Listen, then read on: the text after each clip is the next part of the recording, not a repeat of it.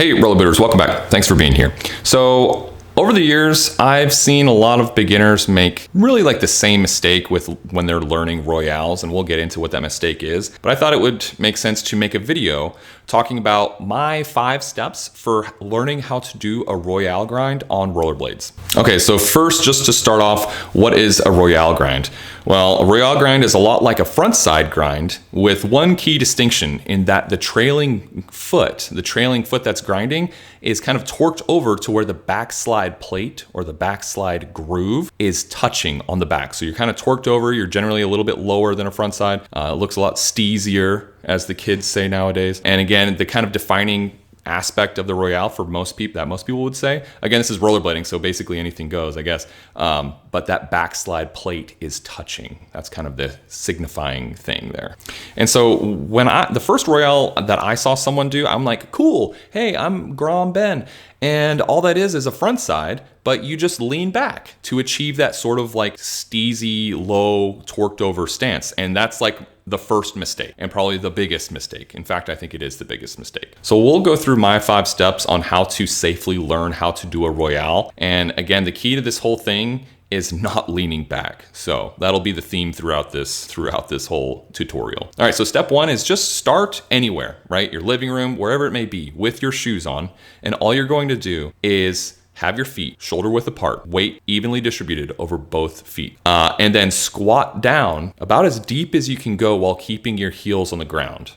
Right, so nice and deep. And then all you're gonna do in this position is keeping your shoulders, your head, everything in alignment as if there's like a steel rod going through your spine. All you're going to do is roll your knees over to one side and roll your ankles over to one side. And if you're not sure which side feels more natural, just try both and stick with whatever feels more natural. But again, you're going to focus during this exercise, you're going to focus on keeping your weight evenly distributed over both feet, even as both feet are in a different orientation, right? You're gonna keep those shoulders square, keep that nice, good posture, and keep the biggest thing, I'm gonna stress this, keep your weight the same as if you were standing up, the same as if you were squatting, and it's gonna be the same when your knees are torqued over and your ankles are torqued over. You're gonna be putting the same amount of pressure on both feet. So once you've done that, take some time to really visualize that, really feel your weight evenly distributed over both feet, play with it, kind of rock side to side, get really comfortable in that position. After that, on the same flat ground, you're gonna go ahead and put your skates on, and you're gonna do the same thing. Feet shoulder width apart, squat down, roll your knees over to one side, roll your ankles over, and you're gonna feel that backslide plate touch the ground. And that's the key indicator that you're doing it correctly. Right? If you need to loosen up your skates a couple clicks on the buckle, then go ahead and do that. Honestly, if I have a really stiff pair of skates, I don't hesitate to loosen them up a little bit to help me torque my ankles over to achieve that Royale grind. So again, practice this over and over and over in your living room, on the ground, wherever it is, until you get nice and comfortable. And again, you want to start visualizing, right? Don't just go through the motion, start visualizing. When you're squatted down, torqued over, start thinking, okay, hey, here soon I'm going to be sliding. What might that feel like? What might that look like? And start to really put yourself in the position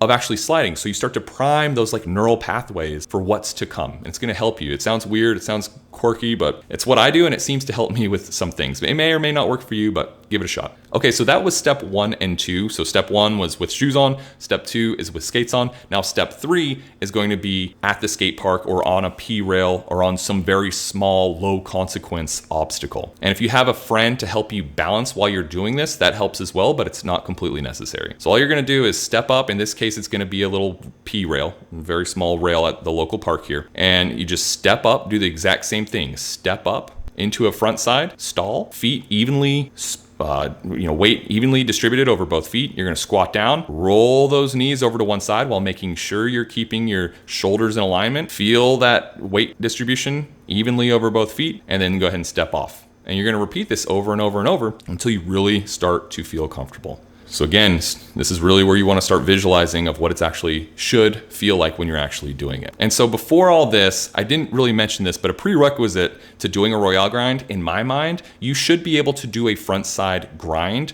prior to doing a Royale grind. It's a little bit, this whole thing is about crawl, walk, run, going from simple and easy to more difficult and complex. And a front side grind is one of the most simple tricks grinds that you can possibly do. Okay, so once you've completed step 3, which again is just to stall this same drill on the intended obstacle that you intend to grind. Step 4 is going to be doing the same thing, but now you're rolling very slowly up to the obstacle, stepping on a front side, squatting down, rolling those knees over to one side, really starting to feel what that feels like, and don't lose your mind, right? All the same principles apply even when you're sliding. They really, really do. So just focus on keeping your shoulders even over both feet. Even though your feet are torqued over, keep that weight centered. And one thing I haven't mentioned yet either is a lot of beginners tend to look down. I've mentioned this in some of my other how-to videos, but a lot of beginners tend to look down at their feet, trying to figure out what's going on down there. Well, that's okay at first, but you need to start looking where you want to go. Just like any sport, where you look is, you tend to go where you're looking, where your eyes are, right? So look where you want to go, not necessarily at your feet, because that's not where you necessarily want to go, right? Okay, so we're still on step 4 where you're just really slowly sliding this same drill on the obstacle. Start to speed it up a little bit more. Instead of stepping on the front side, just try jumping onto it with both feet, picking up speed. You should be gaining a little bit more confidence at this point. And I didn't mention this earlier, so I'm remembering all this stuff halfway through the how-to video, but make sure you're padded up. Anytime you learn something new, wear your pads, wear your helmet, wear all the protective gear that you have when you're learning new stuff, especially.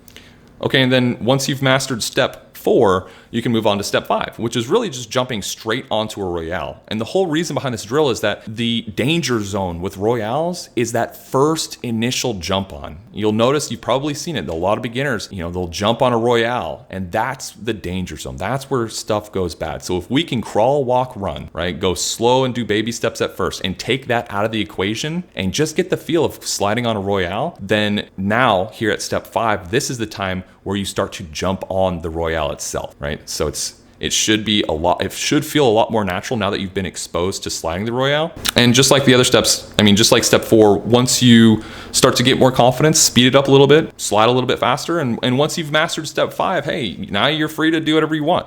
So you can start learning backside Royales. You can start learning, fakie 2 Royales or switches, switch ups 2 Royales, whatever it may be. You can have fun and get as creative as you want. But the big thing here is not to rush it, right? Go through the steps, really feel it, because if you rush it, you might fall backwards and break your wrist or dislocate your shoulder, something terrible that now you're out of the game for a couple months instead of taking a couple extra hours to practice these goofy drills that will help you to get the feel for this in a safer, slower manner, if that makes sense. I hope this was helpful. Royales are one of my favorite tricks to do. I think they're a very functional trick, and I just tired of seeing people lean back and get hurt. So I hope hope you did like the video. If you did, make sure to give it a thumbs up. Consider subscribing to the channel, and we'll see you on the next video. Roller Booters, take care.